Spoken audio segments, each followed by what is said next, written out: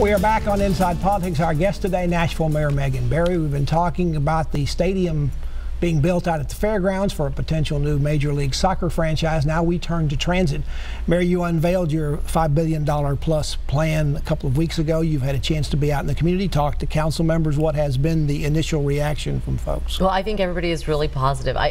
When I ran for mayor's office 2 years ago, this was the hot topic, and it's because Nashvillians have taken a long time to put a lot of energy and planning into getting transit right, and now we've been able to take all those plans and put them into a big, bold vision that includes light rail, but also includes significant improvements to our bus system now. Now you're taking it from the idea of, are you for doing something about transit, to what about doing this specifically for transit? Well, and this specifically has been the conversations that Nashvillians have been having for the last several years. We've had In Motion, we've had Moving Forward. These are plans that have been out in the community, and so what we get to do finally in May is vote on this. And you're learning everybody is a traffic engineer. They all think they have just the thing that'll make it a little bit better. That's right, but that's great. We want the community input, and the vote in May is about the big strategic vision.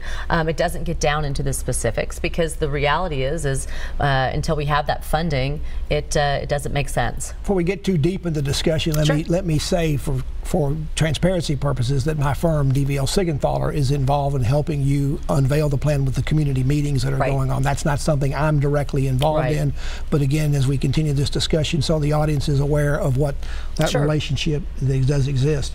Now, there's been some reaction to this that seems to say we really need to focus more on affordable housing, not on transit. I'm sure you don't see that as an either or, but how do you convince some of these folks in the community that this transit improvement is going to come at the cost of affordable housing? Well, I think, Pat, you just said it. It's not an either or conversation. It's an and conversation. Transit is critical to helping connect people to jobs and education and housing, and one of the great opportunities is along these transit corridors is transit-oriented development, where we can take TIF financing and put it back in to create affordable and workforce housing.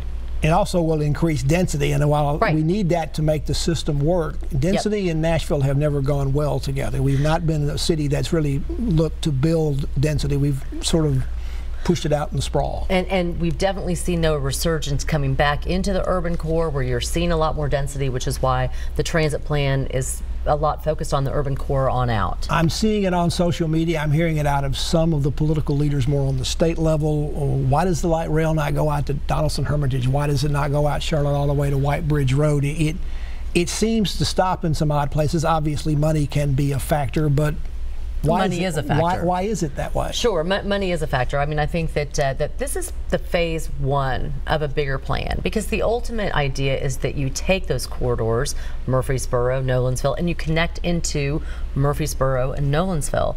The idea is that if we go first in Davidson County, which my hope is that we will in May, that you'll see our surrounding counties also step up to want to connect into our components. So you're going to see that. It's just a longer term approach. You having these community meetings after it's over, the input from that, does that going to change the plan in any way, or is the plan, and after that you just get the state to certify that yes, you can do it for these funds? So what the point is of having this on the ballot in May is we have 250 words or less to describe the plan and the funding. All of it. All of it. And the funding. And the funding. So, with that in mind, the specifics come after the approval, because then we'll have the community meetings to figure out exactly where you're going to have a stop, exactly how that's going to work. And at the moment, unless that plan passes, there's no need to have those conversations. But in terms of extensions of a line, and I know everybody's focusing on the bright shiny object, which is light rail, there are many other parts of this. You're right. Are we going to see this,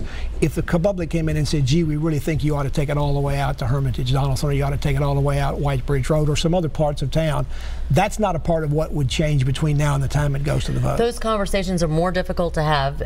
Clearly, it would depend on the funding mechanisms and what we've got as far as reserves on what would be potentially possible. But this is a 50-year plan. So, the idea is that the revenue that will be generated will go in for this first phase, and that there will be additional phases as well. Because the money will continue to be generated. Now, one of the taglines you're pushing on this is go big and go bold. but this is also raising the local sales tax over time. An additional cent, we'd be among the highest, if not the highest in the nation. How do you convince voters that's not too bold? Well, you know, voters told us that they want a plan, and I think that we've created funding mechanisms across different revenue streams that try to be as equitable as possible. We are adding some additional components to the sales tax, and I realize that that's a regressive tax. So we've tried to have some conversations about what does that mean. Well, I will tell you that over time, there are 47% of our sales tax in Davidson County is collected from people outside of Davidson County. So thinking about that, a lot of people who don't live here are going to help us pay for this. We're also going to collect some other revenue streams. Do you have to correct the idea in people's mind that somehow this is going to deal with the congestion they already see on the interstates and on other roads right now? This plan does not look like it's going to have any immediate impact on congestion. Well, it will help with the congestion if you can get people to ride the light rail on Murfreesboro Road and Nolensville, etc. But I will tell you that you know, congestion on those coming in from out of county, this is the way for us to go first and lead, and those other counties can follow.